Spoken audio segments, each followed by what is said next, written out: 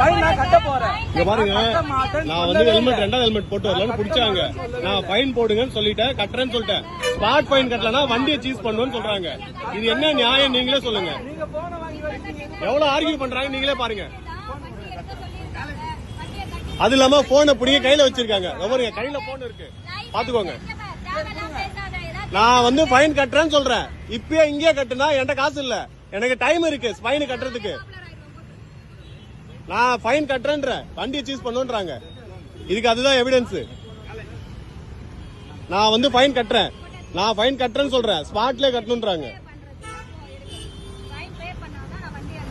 Fine பே பண்ணாதான் வண்டி விடுவோன்றாங்க. எனக்கு காசு இல்ல, நான் ஹாஸ்பிட்டலுக்கு வந்தேன், காசு இல்ல என்கிட்ட, சுத்தமா காசு கிடையாது. ஃபைன் போட்டு கொடுங்க, நான் கோர்ட்ல கட்டிக்கிறேன்ட்டு.